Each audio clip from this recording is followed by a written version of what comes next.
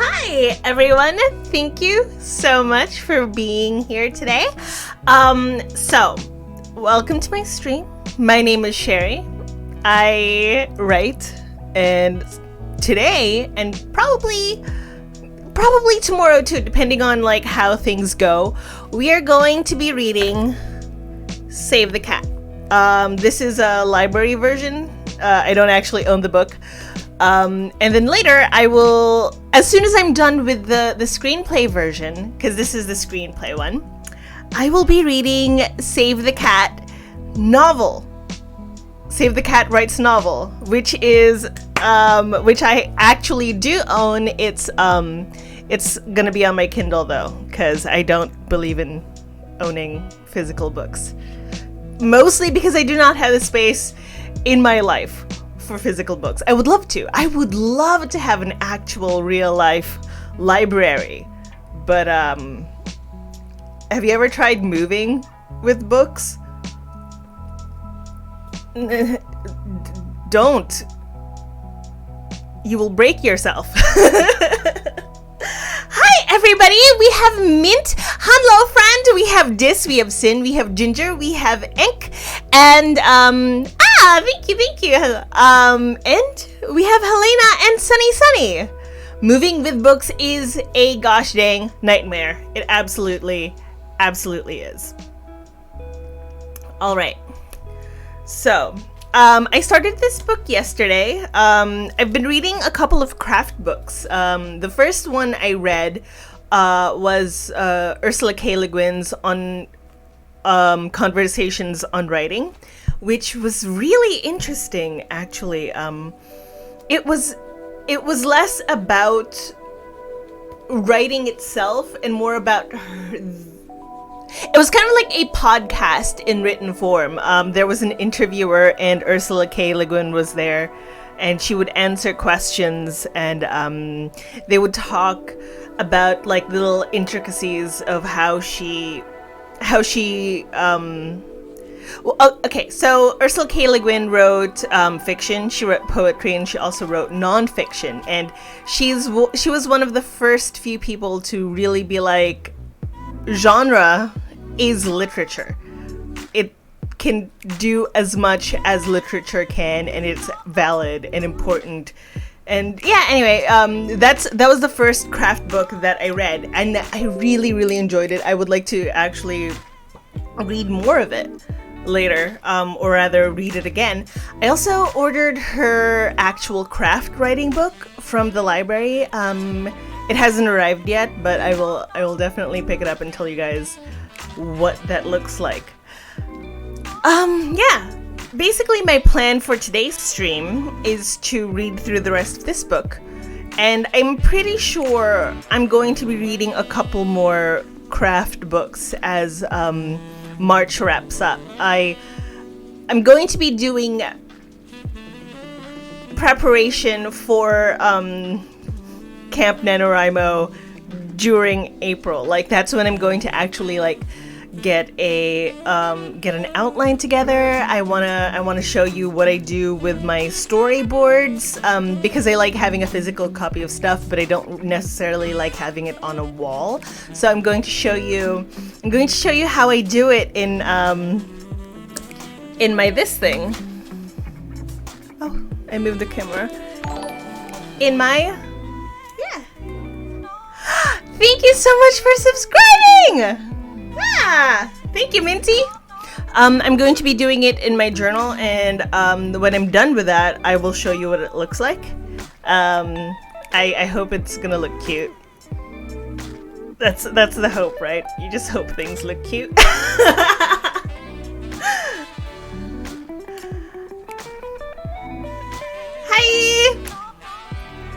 Hi! Okay, so that's my plan. Like, I never actually read Save the Cat before. A lot of people have feelings about it. Feelings such as, this is way too constrictive. It's way too it doesn't give you as much wiggle room as other outlining devices do. But reading through the actual book itself, at least the screenplay version, it's so loosey-goosey. Like, it's so like, yeah, man, chill. Do whatever you need to do. You're a screenwriter. You're supposed to be bullheaded. You do you. Everything that you want to do is valid. However, if you do certain things, you're going to mess up. So be careful about that. And I like that style of information. I like that style of teaching. It's a lot more freeform. I will be reading as well, so yay! I'm going to be continuing working on this PowerPoint and prepping for an interview later. Good luck! I have only read parts of Save the Cat, and that have been helpful for outlining, to be honest. Lol. I see that. I can see that. All right. So let's get to it, right? I do love using Save the Cat. The sort of rigid structure just makes me feel like my book has a plot. Yes. I'm currently on page 174 of Save the Cat. I don't know how many more pages I have left, but I'm going to be reading the entirety of it. Oh, 194. So yeah, I'm going to be reading about 50 pages. Let's see how far I can go. Is this working? Yay! Okay, so let's get to it. Everybody, let's warm up with a 10-minute sprint. Again, I shall be reading and possibly taking notes. If you have any specific questions about Save the Cat, I'll be happy to answer them for you. Rachel Aaron's book and Susan Denard's strategy really helped me for Nano last year. Keep forgetting the name though. I will pick that up eventually. So, 10-minute sprint. I shall be reading starting in 3, 2, 1, go.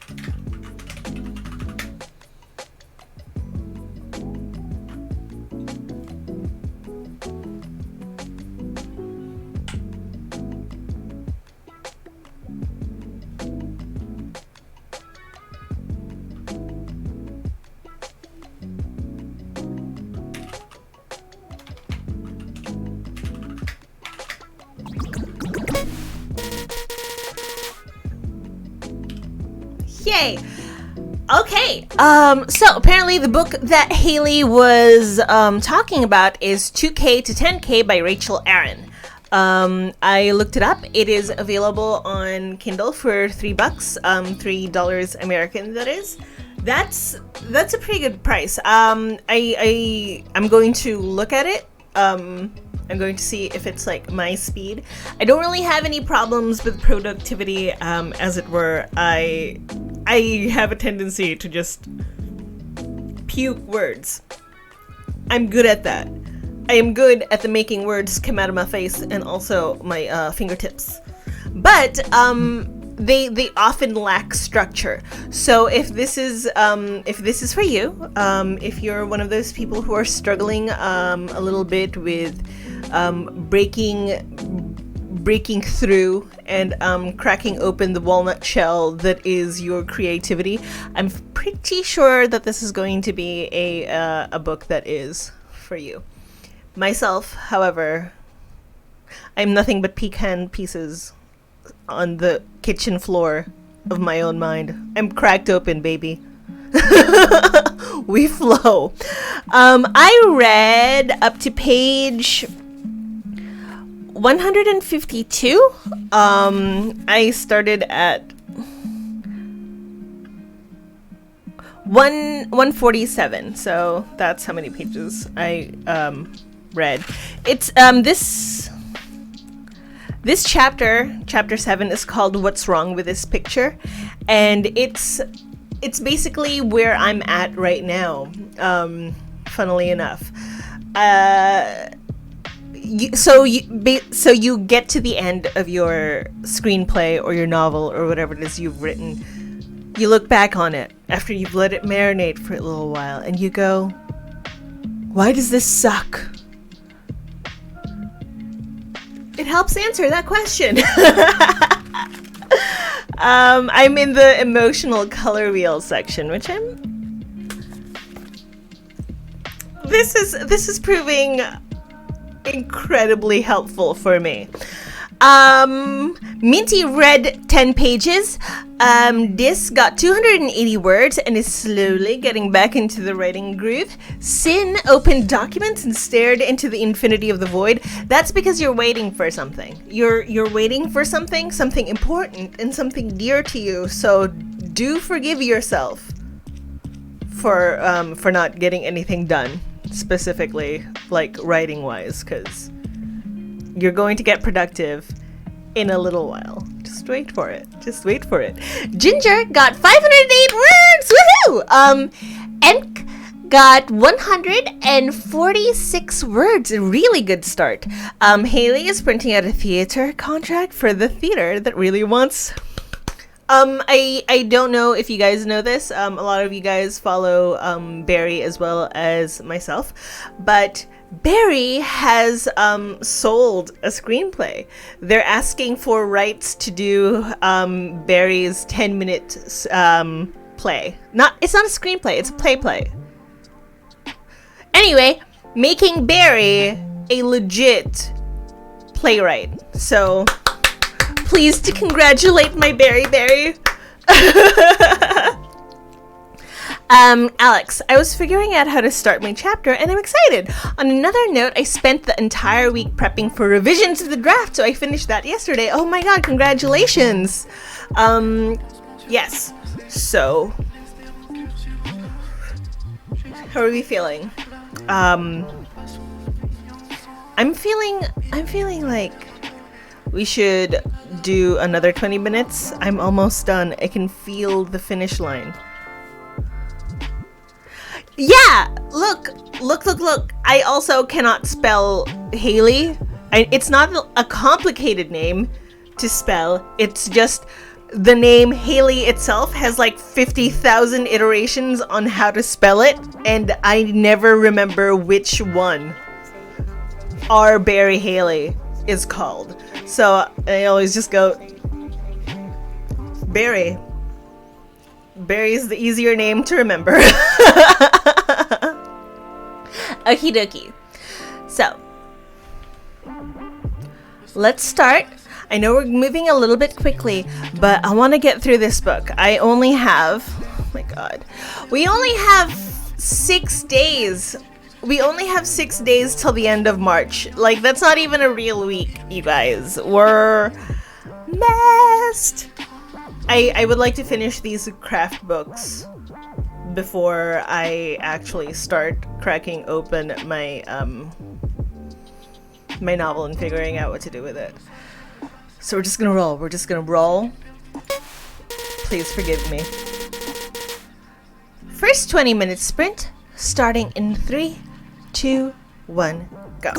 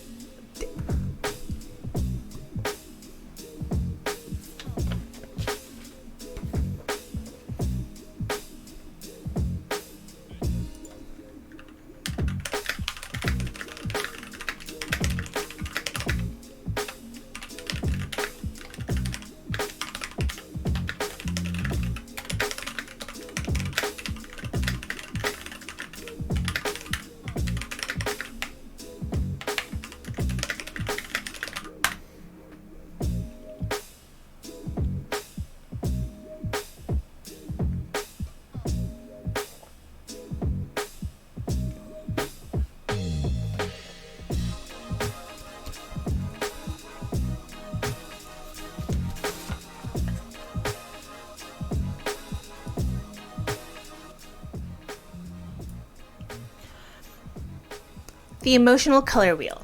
When they say a good movie is like a roller coaster ride, they mean that as an audience member watching the story unfold, your emotions have been wrung out. You've laughed, you've cried, you've been aroused, you've been scared, you've felt regret, anger, frustration, near-miss anxiety, and ultimately breathtaking triumph. And when the lights come up, you walk out of the theater feeling absolutely drained. Whew. What a movie. Whether it's a comedy or a drama, wringing out the emotions of the audience is the name of the game. Making it an emotional experience, using all the emotions, is what it's about. Think why that is. We go to the movies not only to escape reality and to ultimately learn a lesson about life, but to experience a dream state where life and its attendant emotions are recreated in a safe environment.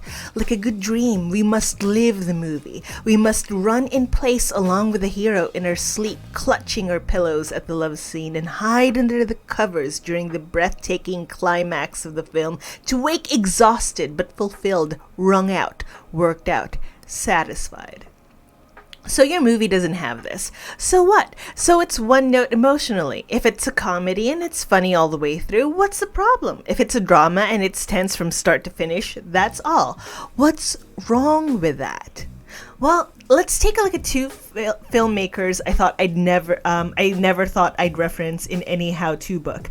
The Farrelly brothers. They write and direct comedies like Something About Mary, Shallow Hal, and Stuck on You, and are known for hilarious, ribald set pieces. But if you think all they are is funny, you're wrong. These guys work it emotionally. In each of their movies, they have scenes of great fear, scenes of intense longing, scenes of lust, scenes of human foible. Their movies work because they use every color in the emotional color wheel. It's not just one note funny, and you can do the same. If your script feels one note emotionally, go back and flesh it out using all of the colors in the palette. Where's your lust scene? Where is your frustration scene? Where is your scary scene? And if you don't have these, take a scene that's just funny or just dramatic and try to play it for one of the missing colors. A good way to do this is actually choose a color for each of the missing emotions and go back and tag certain scenes to change the emotional tone from one type to another. Take those scenes and use the same action, the same plus or minus, the same conflict and result, but play it for lust instead of laughs, jealousy instead of flat out stared down dramatic conflict. By varying the emotions you use, you'll create a much more rewarding experience for everyone. Don't believe me? Go and look at any Farrelly Brothers movie.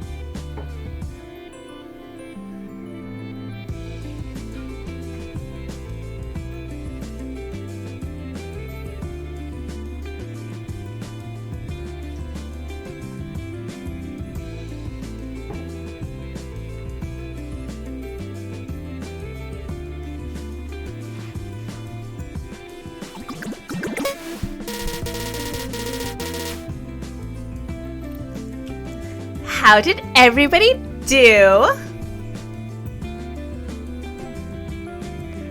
Ooh. Apparently they're called Soumei Yoshino cherry, the most popular cherry blossom. That's so cute. I'm the chaos child. You never know when I'll strike. I am terrified. Lee did great. Lee found out who Barry was. Okay. So this is the thing that I wanted to read to you guys. Turn that down a bit. Take a step back. I have just been involved in 10 months of rewrites. My partner Sheldon and I were working on our Golden Fleece, and it took 7, count them 7, drafts to get it right. One of the reasons it took so long is that we had made a basic mistake. We had broken the rule of take a step back. Just so you know, it happens to everybody, even the pros. As mentioned in chapter 4, our story is about a kid who was kicked out of military school and sent home only to find that his parents had moved away without telling him. So our kid hero goes on the road and has lots of fun adventures where he interacts with people and helps them because he's a good kid who causes flowers to bloom and changes the lives of strangers wherever he goes. Our mistake was that the way we had created the character, a nice kid who helps others, didn't give him anywhere to go. Our hero had already changed. He didn't need this journey. He was the same person he was at the beginning that he was at the end. And the fixing of that problem, draft by draft, took forever. Each draft was about him taking back each draft was about taking him back a step emotionally, so the journey means something. Okay, a little further. Okay, let's take him all the way back. It seems easy now, but in the middle of it, we couldn't figure it out. We couldn't see what we need. That what we had needed was to take our hero as far back as possible so that the story would be about his growth. And believe it or not, this kind of mistake happens all the time. A lot of us know where our heroes end up and don't want to put them through the torment of growth, so we avoid the pain for them. And just like raising a child, you can't do that. These characters have to grow by getting bumped on the nose, and whether we like it or not, we have to let them. In our case, Sheldon and I liked our hero so much we wanted him to come out in the end being upbeat, positive, and special, but we didn't want to see his struggle to become that. It was like reading the answers at the back of the book without doing the work on the test questions. We wanted to get there so badly we didn't see that getting there was the story, and showing the bumps along the way made the payoff greater. Take a step back applies to all your characters. In order to show how everyone grows and changes in the course of your story, you must take them all the way back to the starting point. Don't get caught up in the end result and deny us the fun of how they get there. We want to see it happen to everyone. This is just one more example of how movies must show the audience everything, all the change, all the growth, all the action of a hero's journey by taking it as far back as possible, by drawing the bow back to its very quivering end point. The flight of the arrow is its strongest, longest, and best. Take a step back. The take a step back rule double checks this. If you feel like your story or any of its characters isn't showing us the entire flight, the entire journey, take a step back and show it all to us. We want to see it. Minty got 59 words and ate dinner. Ink got 250 words. Ginger got 927 words. Diz got 493 words. I love this scene, but at the same time, it's a slog to write. I feel you. God, I feel you. Haley did one PowerPoint slide and has to jump into a meeting, so is gonna lurk. Bye-bye. Oh, cool. This is such a great point. Getting back to the basics is also such an important step in seeing the bigger picture. So basically, SDC boils down to torture your characters as much and as horribly as you possibly can. I've got to finish my presentation. Bye! Bye, everyone who's working. But yes, I just finished the roughest chapter. I just finished the roughest chapter I've had to write so far, but man, it was important for so many of the characters. So happy to get into the next chapter. I know. Sad, sad, sad. So, what I'm learning here is, this is less a craft book about how to plot, and it's more these are things that people forget to talk about. These are things that writers forget to layer into their works, like the character growth. Like, basically, a lot of the tips and tricks and rules that I see from here is, don't forget that you're writing real human beings, and people have flaws, people have tics, make them unique. Yeah, sure, here's how you want to lay out your story, but what you really need is to create believable characters who are doing impossible things.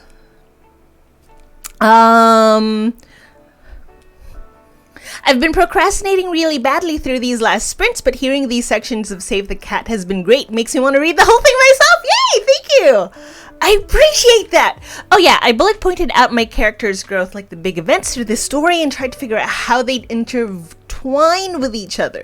Really helped me understand them all the more. Oh, that's good. That's really good tips. Wait, I'm not supposed to enjoy that? Did some stretches. I'll start writing in a bit.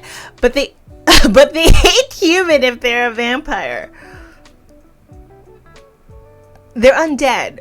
I'm pretty sure they're still technically human. Read Save the Cat a long while back and don't remember any of this. I need to reread sometime. Heck yeah. Oh, heck yeah. Throughout this stream, I'm going to be reading basically the final sections of it. I have this much left to read, and every time I come across something that's interesting to me, I will be reading it out loud. So this is how I'm prepping for Camp Nanowrimo, which is happening in April, which is in 6 days. It's fine. It's fine. No one freak out. Everyone's fine. Everyone is fine. They're only dead and revived humans. I have no idea what's going to happen to my characters, but a lot of it is going to hurt, I imagine. Absolutely. Honestly, I haven't done as much character work as I could have done, especially for a series. I tend to first draft and make changes to the motivation and character arc based on my first words, or based on your friend Sherri, who goes, hey, this is what they do. Look, this is emotions. Don't you love it? It's feels. I think that's a perfectly fine way to do it, though, knowing where you want them to end up and then going from there. Yeah, it's totally valid. What I like about the way Sarah does it is there's a character there. There are character arcs there already. It's just not fleshed out. It's more subtle. You know, it's not so much vague as it is very lightly brushed on. And when I read Abingdon House, like, there were a lot of moments where she'd wonder why I'd have such an adverse reaction to somebody. Like, there was a lot of me screaming at the character called Vanessa. A lot of it is, do your job! And she's like, wait, why are you yelling at Vanessa? She's fine. But I kind of noticed, like, an immaturity to Vanessa that made me want to, like, shake her a little bit. I mean, she's She's clearly immature. She's clearly a child still, you know. But she has a job to do. And that job is to sometimes open her face so that she doesn't freak out the adult in the room. Just open your mouth and say words, some words. But the fact of the matter is, if she were to open her mouth, she would cause more problems than if she kept it shut, which would lead her to being in trouble with Dana, who will kick her butt. Which is why I personally believe she should open her mouth and cause nonsense.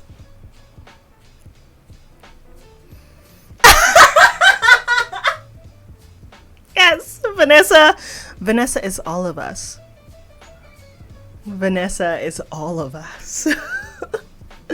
I agree. I know where I want my characters to end up, and it's so much fun doing the character work to get them there. I know the beginning and a little bit of the end, but the rest is a mystery. Vanessa is a lifestyle. Heck yes. All right. So I'm going to continue reading. I'm going to start us off on another 20-minute sprint. This is going to be our second one. We have 8. We have 8 to do. I wrote Abingdon 1 in 7 days. Everything was brushed on. I'll add coats as we go when I learn more. I love character discovery like that. That's beautiful. Vanessa is many of us. I'm actually reading draft 2. Draft 2. I don't know which draft of Abingdon 1 I'm reading right now, but so far I love it. I really like draft 2. Yeah, never underestimate Sarah. Sarah's kind of amazing. All right.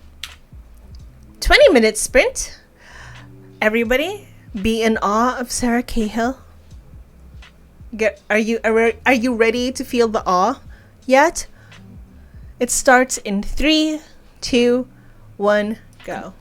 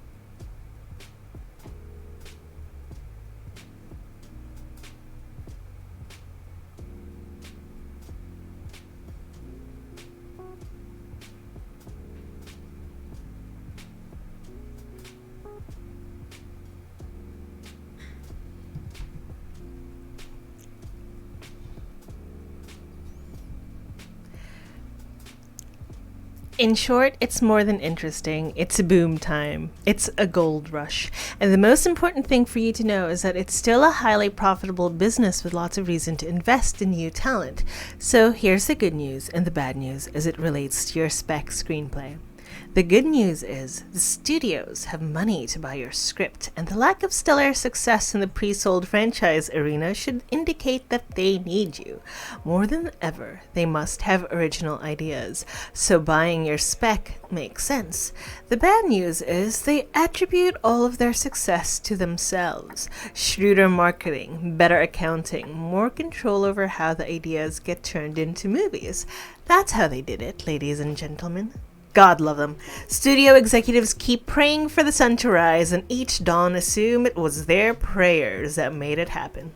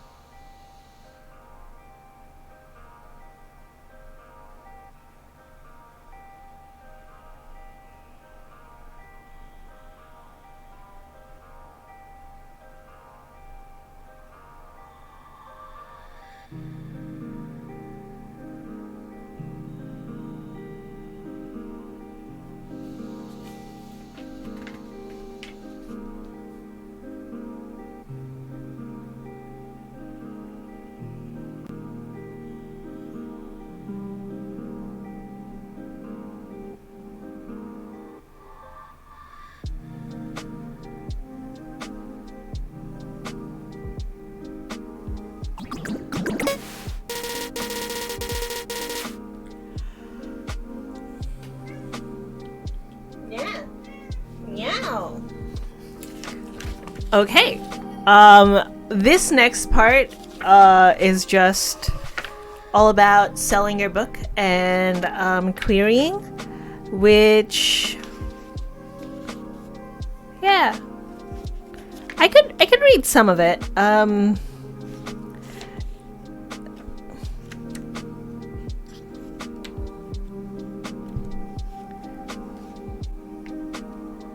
Yeah. It's not necessarily relevant to us because this was written in ancient times.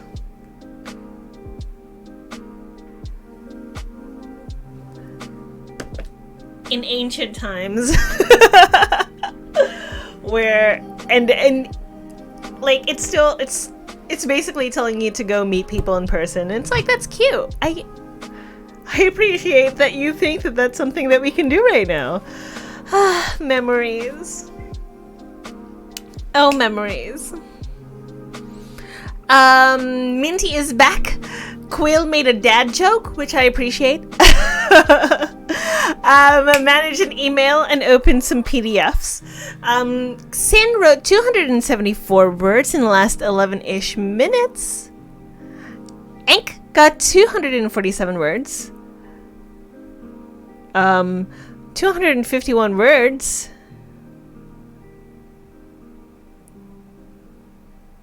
And TikTok cult? Okay, like the silence was just me trying to wrap my brain around TikTok cult.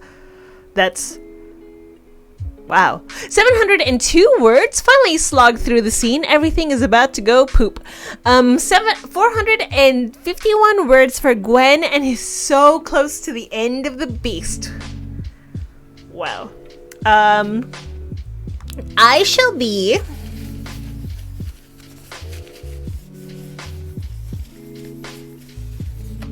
starting on my this is my Kindle. This is my good friend. I'm going to skip the very end of Save the Cat screenplay version, and I am going to start the beginning. For the love of frick, open please, my darling, my darling.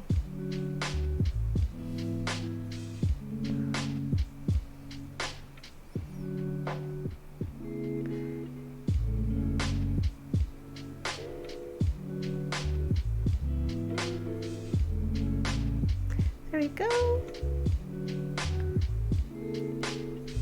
Cancel.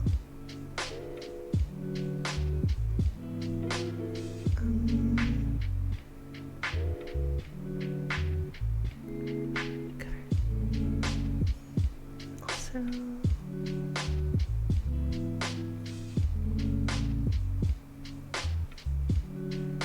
Brightness a little bit. Sorry, this is taking a while. Let me just.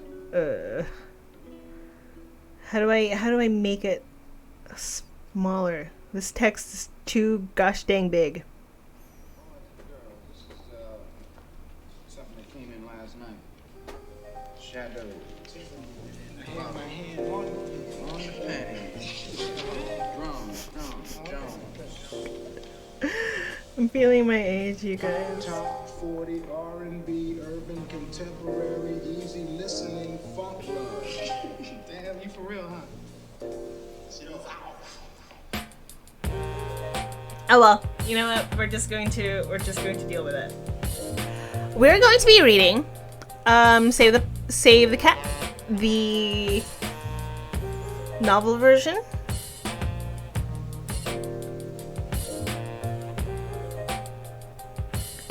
It's gonna be great. We love it.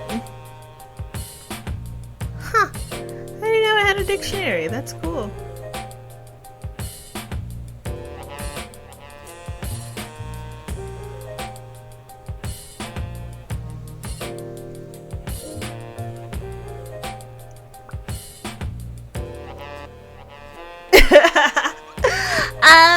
So she, commune on TikTok, and everyone thinks it's a cult.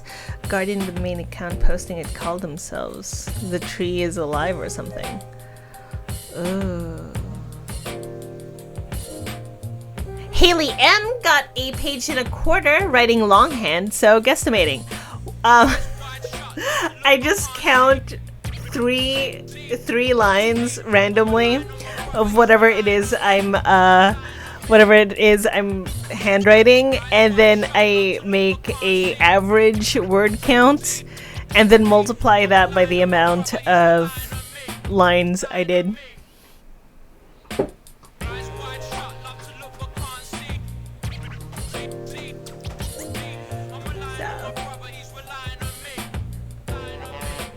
Okay, my cat is being very cute. Let's move on to our third 20-minute sprint. 20 minutes, we're going to be reading Save the Cat Writes a Novel, and I will be reading out some bits that I find interesting for everybody. So, you know, it's still going to be the same kind of thing. Nearly free, starts a master's degree. Oh no, I'm so sorry. 20 minutes, starting in 3, 2, 1.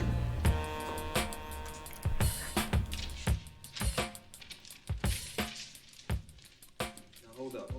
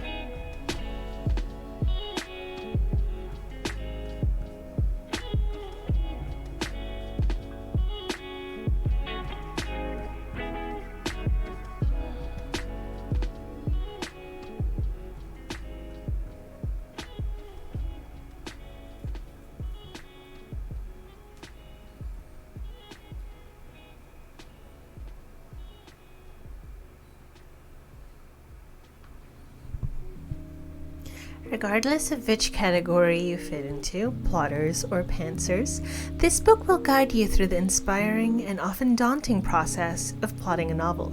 Because whether you've pantsed your way through first draft and now have to figure out what to do with it to make it work, or you're just starting out with a shiny new idea and you want to plot it in advance, it's all the same thing in the end. We all have to do the plotting work somewhere, somehow.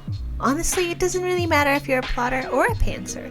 The structure gets added in eventually, either upfront or afterwards. It's all the same to me, and it's all the same to this book. Meaning, don't worry, I'll help you get there.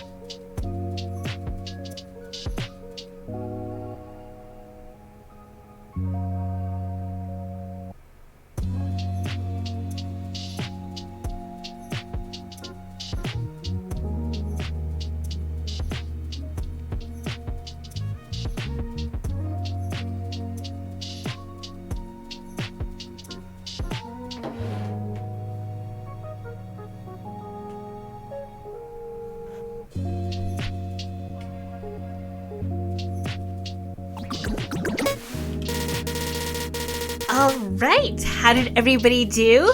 And thank you so much, Valenti, for following me. I really appreciate it. Sin is going to pop out for her appointment, but we'll be back. I'm very excited about this. Sarah just had dinner and is back to working on the series Bible. So, already we have a little bit of a difference between the two books. Save the Cat screenplay version starts off more free-form, more ambiguous. It starts off from a very, very wide, very, very far away picture, as in what is a story, what makes you want to watch movies, what are movies, really, even. It starts off from like a wider scope and then starts to narrow as you go, as you read through the book. With Save the Cat Writes a Novel, it starts off already a lot more structured. It has a list of this is what we're going to be covering, this is what we're going to be going through, and this is how I would like you to read this novel. We are going to start off at we're going to first start with the hero, and then we're going to go to the beats, and then we're going to go into the genres, and then we're going to get to the pitch. And then after we get to that pitch part, that's when we're going to like fix things. Comment fixes to problems, etc., etc., etc. It's so much more like bullet pointed, so much more organized. It's got a completely different feel. I am beginning to see why people find the Save the Cat structure rigid. And it is definitely 100% to do with perception. These are two different books.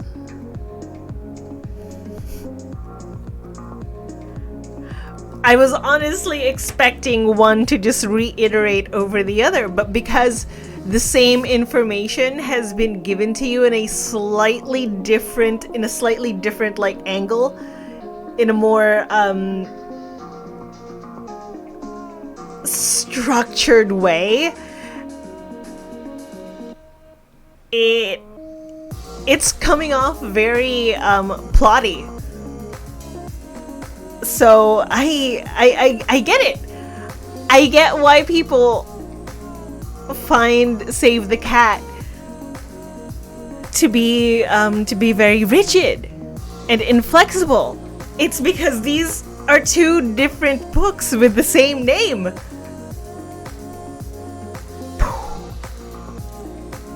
Okay.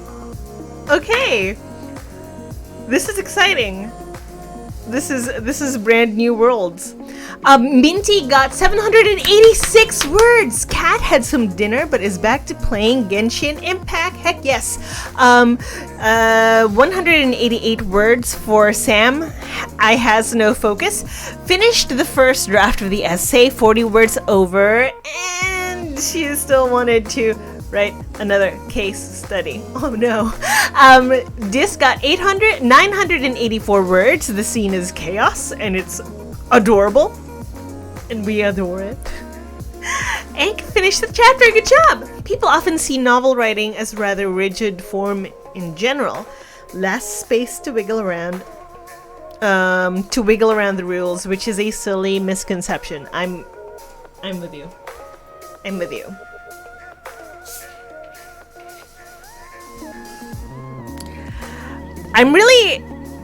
I'm quite fascinated by the difference in tone between these two books. Steffi Faye actually told me that there was a TV writing version of Save the Cat. So that is definitely 100% something that I'm going to look into. I'm pretty sure I can get it.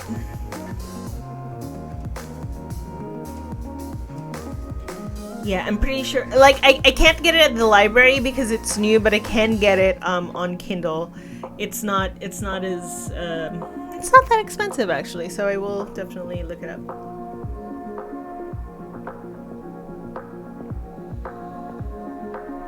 Yes, it is two different authors. I'm getting into the scene a bit more. 350 words. Okay.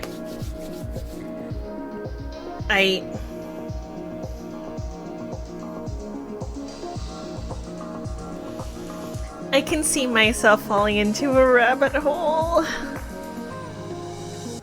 Oh no. Yeah, I'm gonna get it. I have to see the difference between all three books. I have to touch it with my fingers. I'm very lucky that I have a library close by to me. It's very, very, very close, so I can grab this and return it. Yes, coffee does help. Alright, let's just go on to the fourth 20-minute sprint. I've only read up to 3%. Sorry, not 3%. I've only read up to, I've only read up to 3% of this book. I would like to push past my initial first impressions and see what else this book has to offer and how different it is from the screenwriting version of it. I've made notes so far, and I've also, this is my Save the Cat notes, the screenplay version, and I'm gonna see what else I can glean from this, and hopefully share it with you guys later.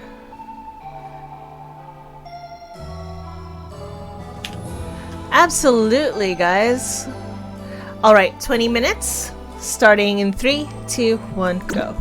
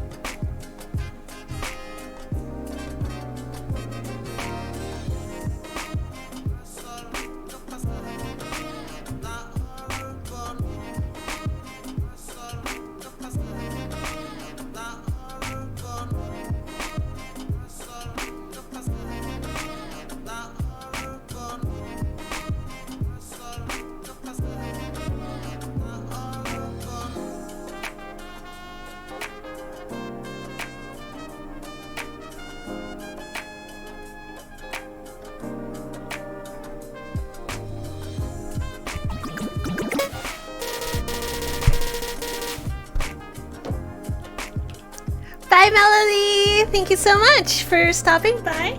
I appreciate it. Okay, so here's what I found that's already different in the book. Like, again, there's so many differences about both of these that I find fascinating, and is one of the reasons why I will always read all of the source material before jumping. I just need to read all of the things first. It's good to be prepared. It's good to know what you're walking into before you actually get the thing. So, it starts off with the hero, the heroine, the main character of the story. Save the Cat novel does. Whereas with Save the Cat screenwriter, it starts off with the logline that is what this movie is going to be about. It's a one sentence, this is what it's going to be about, this is how long it's going to be, this is the timeline that it's going to take place in, etc., etc. But you get it from sentence one. And that's what it keeps trying to hammer in, is start your story from the first sentence. Figure out what it's going to be about, who it's going to be about. Make sure you have a killer title and irony in there. It has to hook you from the very beginning. I like that. That's something that's understandable, and with movies being a lot shorter, with being a lot more visual, it makes sense that that's where it's going. You don't it takes you up till there it is.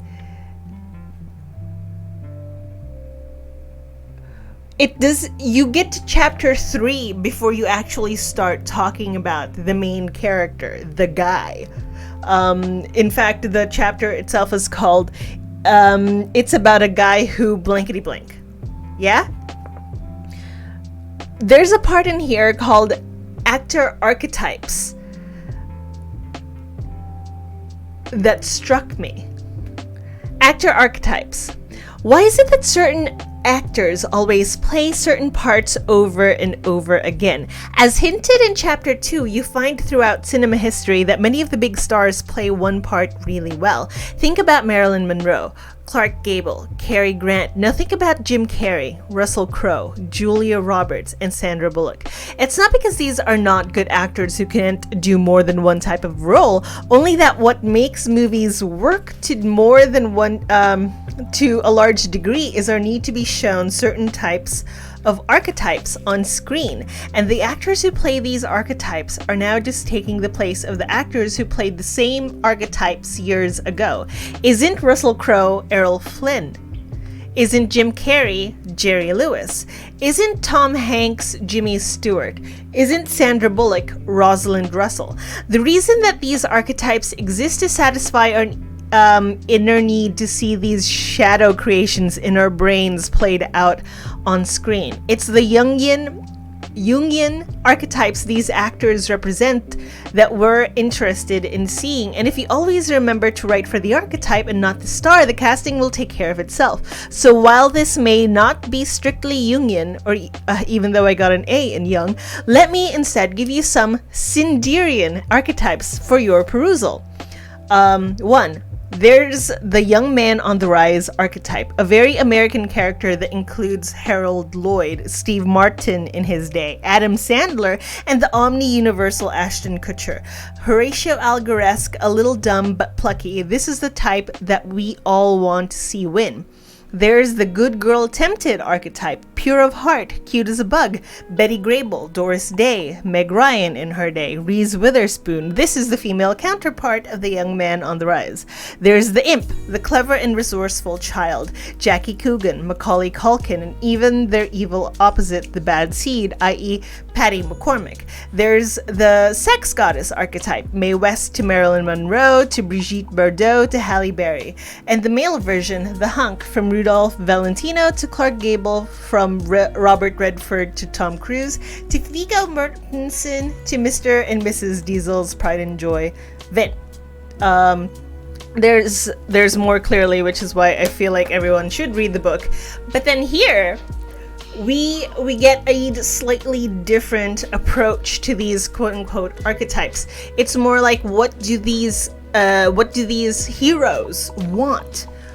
What is it that we can give them? What lessons should they be learning? Among those are forgiveness of self and of others, love, including self-love, familiar love, and romantic love, acceptance of self, of circumstances, of reality, of faith in oneself, in others, in the world, in God, fear, overcoming it, conquering it, finding courage, trust in oneself, in others, in the unknown, survival, including the will to live, selflessness, including sacrifice, altruism, heroism, and overcoming greed, responsibility, including duty, standing up for a cause, accepting one's destiny, redemption, including atonement, acceptance of blame, remorse, and salvation. These fit in so well with each other. Like these types, the way that you can view a character fit in so well with each other that I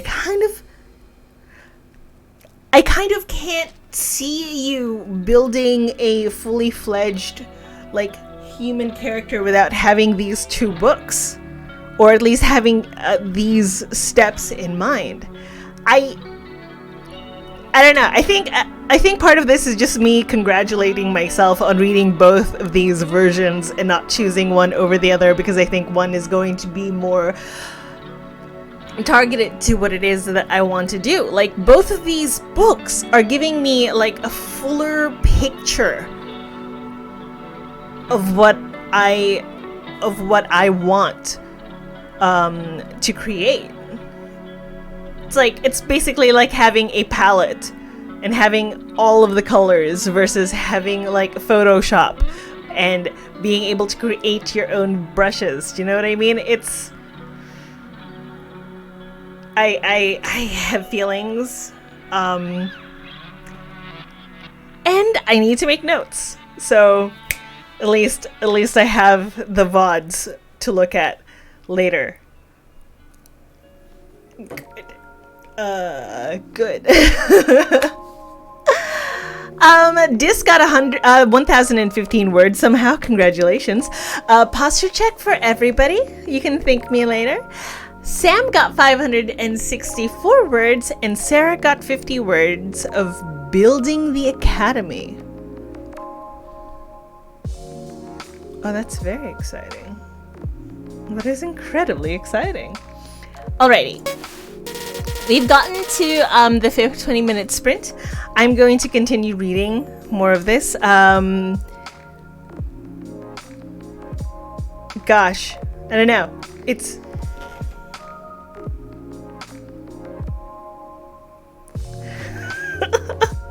I'm just getting a comment from my wife saying there's so much criticism that she needs to chew through.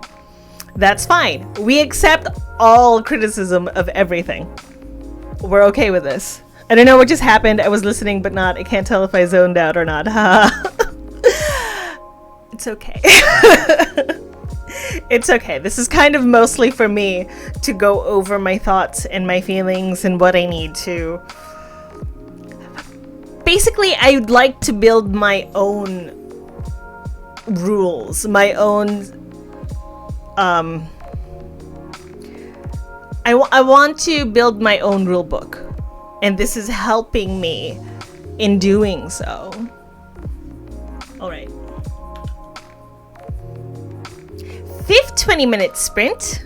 If we're all ready, I want to keep reading, and I hope we can all get some stuff done. Work on stuff. I believe in you. 20 minutes, starting in 3, 2, 1, go.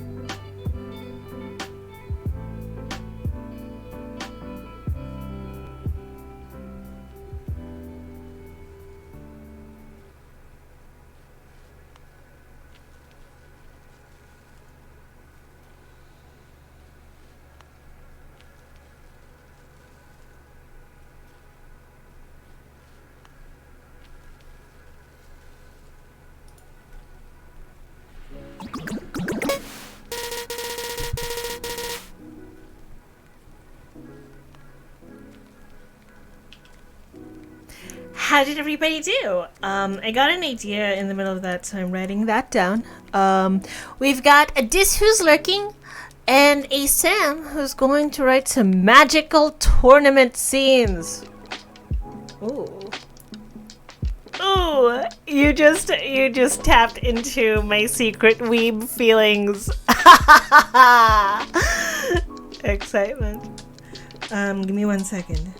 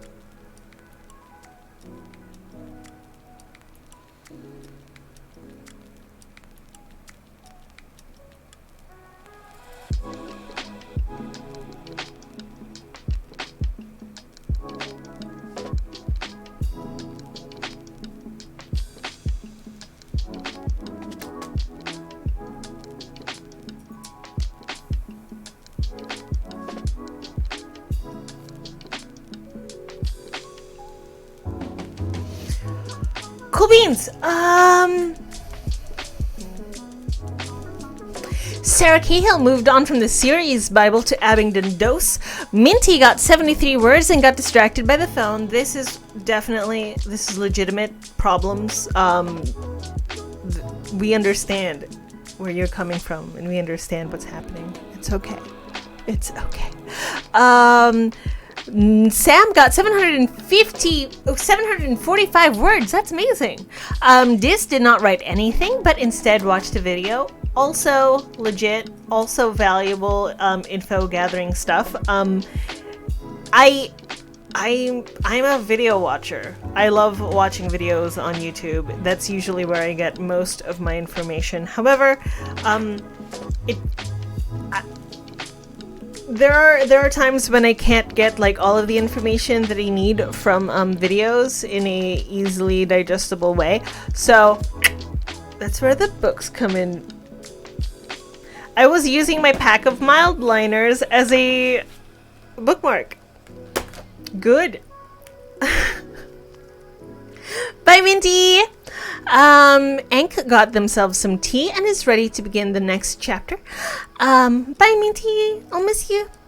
I really like how that first tournament battle came together, and one of my competitors was having a blast and showing off their skills far beyond anything they learned in schools, and bamboozled the opponent over and over again. He was grinning all the way through. I love it. Mild liners. Oh, tea. Do I want tea right now? I feel like I'm gonna get too excited.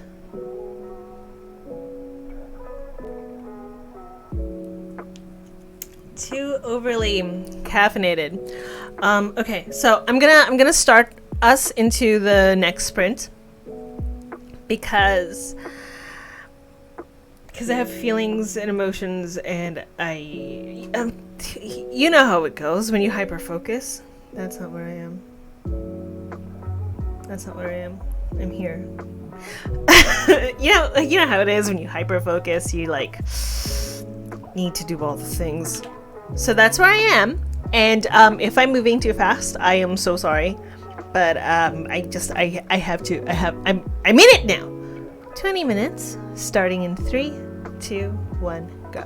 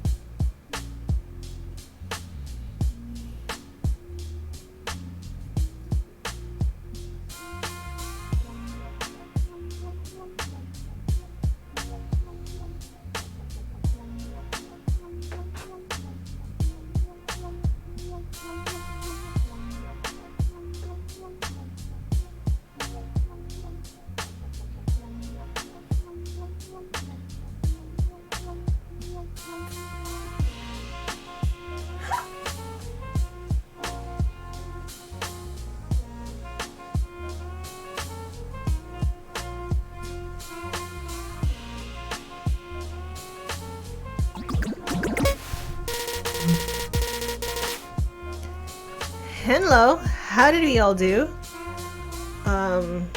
Just checking if I did in fact order Post-its. We did! You're back! I demand pictures. Alright. So,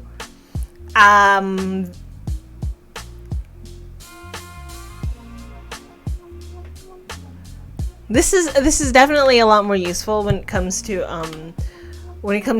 writing a novel. Like, I see that. I can see why it's for the thing that it is. You know, like it's a lot more structured for novel writing in general. But I keep getting distracted by thoughts about how I would like to structure my my sheet, if you will, my beat sheet. So yeah.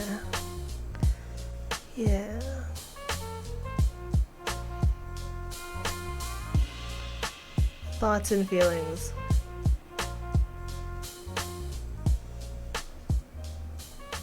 Oh no, I specifically didn't mention the word iPad because I was wondering if, you know, you were keeping that a secret for some reason. I don't know. 218 words for Enk. Still did not write for this. This is good. This is really good. Like, take a break. You had some chaos and shenanigans that you had worked through in your last scene. Now is a really good time for like a mental reset. You know, like this is a good time for you to like take a step back, look at what you've done, look at where you're going to go, and figure out how you're going to move from one to the other. Transition isn't, you know, transition takes time. And also waiting for pizza. What kind of pizza? I love all pizza. You know how people have like certain toppings that they are hugely a fan of, and some that they aren't? I love all pizzas. Put anything on a pizza, I would probably love it. Oh my god. So apparently we're at the second to the last sprint. I was not aware. Oh my gosh, what time is it? Where am I? What am I? Okay, you know what? Let's not panic. I have more reading to do. I am now at 11% of the Save the Cat novel writing book. I have taken several breaks to take notes. Take notes. Can you see that? God, my handwriting is terrible, huh?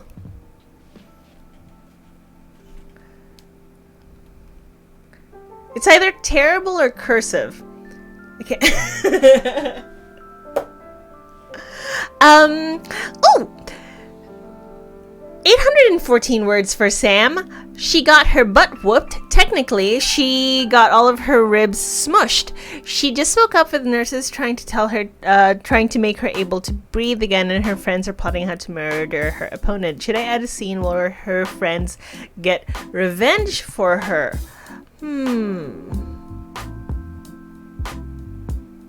Oh, it's bedtime in South Africa! Have a good sleep. Thank you so much for joining me. I really appreciate it.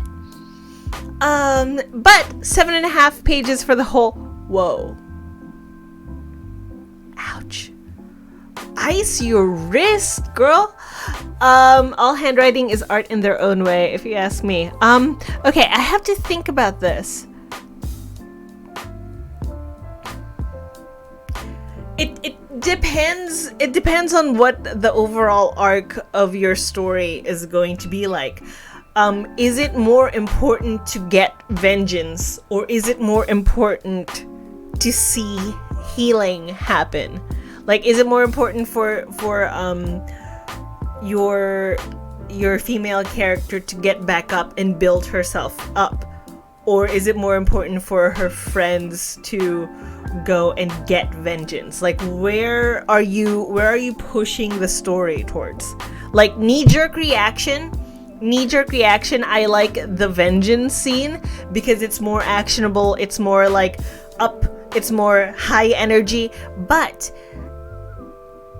if you already have a lot of high energy, it might be too much energy, and it might be overwhelming as far as the flow of the books go. So I would go for like healing and recovery as the next step.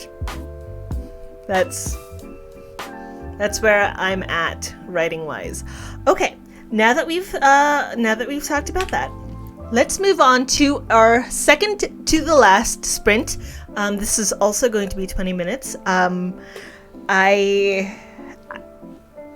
Sorry again for the quickness of the sprints and not that much talking in between. I have goals. I have stuff to do today. And I honestly can't do a lot of the stuff that I would like to do in this venue. It doesn't have as much table space as I would like. Her friend group is very protective of one another, especially the other one in the tournament. There's a major rivalry between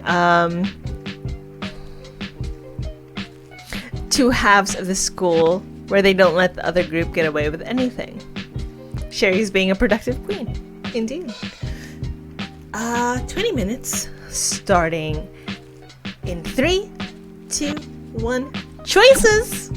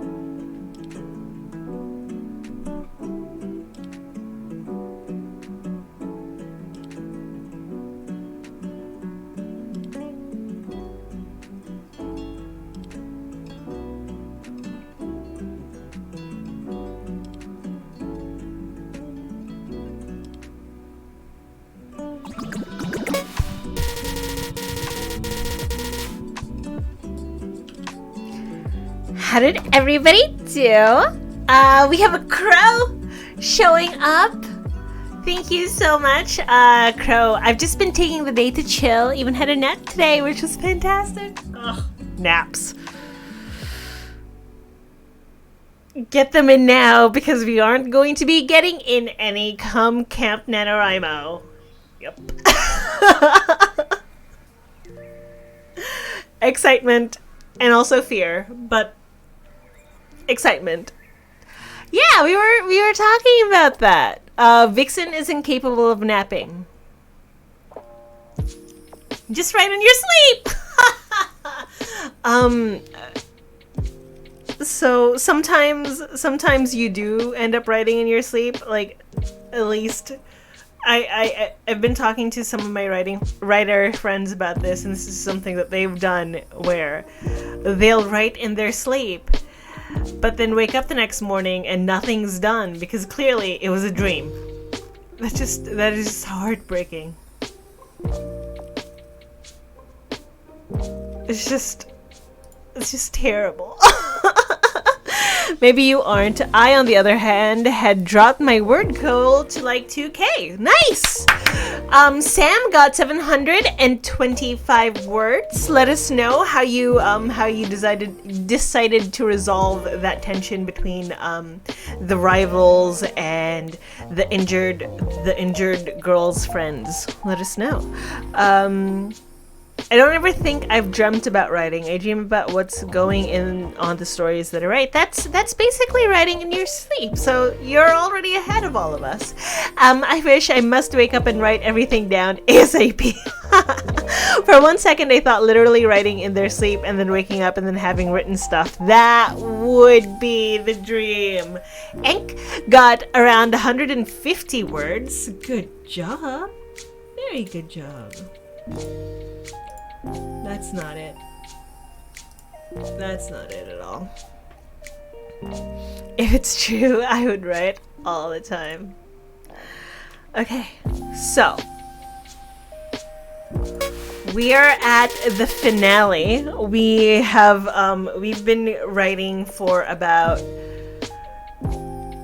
we've been writing for about 3.5 hours. 40 lines, small print. That's, I don't know. I want to say 300 words, maybe. I don't know. Okay, so we should finish, right? I've taken copious notes. I have a vague setup plan that I'm going to finish tonight and show you all tomorrow. It's not going to be like complete. It'll just be like the setup of what I would like to do, and then I'm going to put stuff over it. I think is what I'm going to. Yeah, I think that's what I'm going to end up doing. I still want it to be flexible enough, though, so we're gonna see how that works.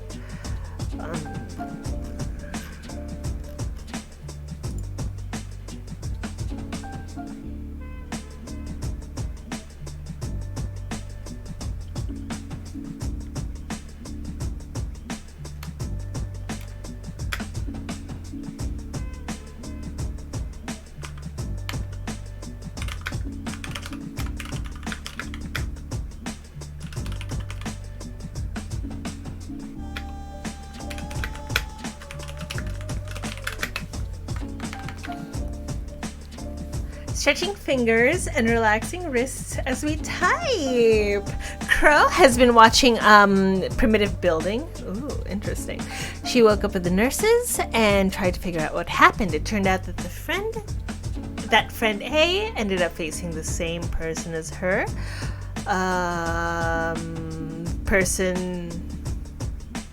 Person rival is now in the bed next to her with the nurses, and friend B has a bruised cheek for holding friend A back When she was originally attacked, she tried to get friend A to smile because she hasn't seen him not goof around for more than 5 minutes in years, which became her main focus. Oh, that's so sweet. Aww. I loved that. Okay. Let's do it. This is the final 20-minute sprint. I'm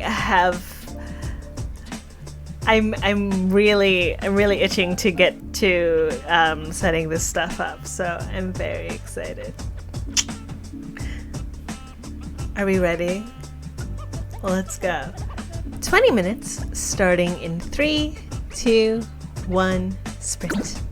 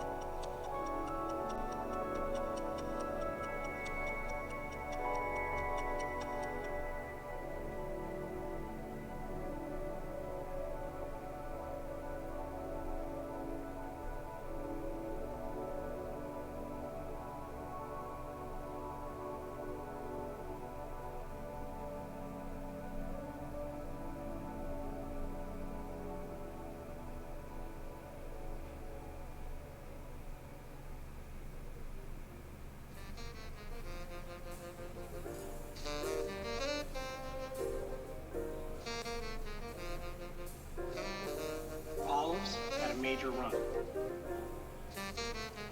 Maraschino cherries, major run. No one had a run like limes. No one.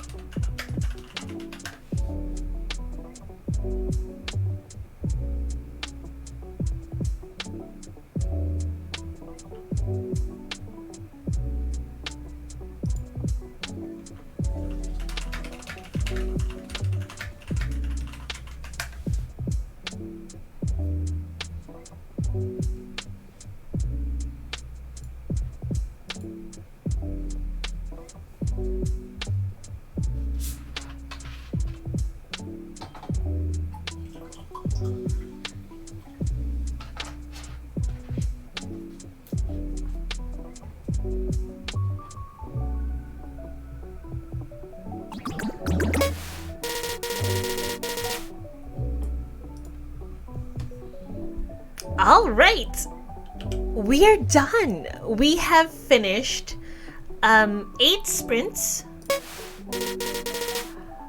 We've been streaming for 4 hours, and we have made it through everything except for the querying portion of Save the Cat.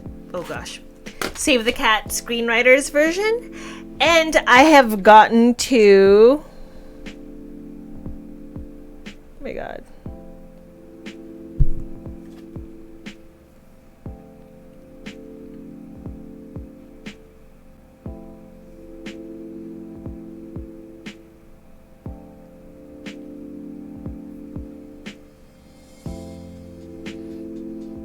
I can't tell. I've gotten to the part of Save the Cat novel version where we're talking about the different beats, what goes in them, and how long they would take or need to be in a book in order to be successful, I suppose. It is absolutely insane how fast 20 minutes can go by. They're making a slide. I don't know why, but I love when they're making a slide. I watched some grown men build and then go down a slide during that sprint productivity. We don't know her. I've still been watching YouTube. Haha. That's pretty amazing. Okay. I have plans. I know what I'm going to do. So I'm just gonna go ahead and jump to doing that.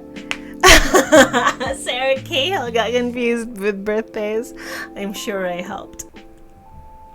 So, I'm going to start working on like the paper crafts portion of getting my novel outlined. I know that there are very different ways to come up with a outline and to really get it in your soul bits, but this is how I'm going to do mine. I realized that I know what I want, and I'm going to go get it, and then I'm going to go do it. Vixen wrote 20 more lines. Dis always appreciates these, even if they she isn't always productive. Crow says hearts. Thanks for the stream. Thank you guys for stopping by. Honestly, this stream is so helpful to get into the mindset. Tell me what you want, what you really, really want. Thank you guys. I really, really appreciate it. I will see you same time tomorrow. I can't find my mouse. There it is! Peace! Bye! Have a great day!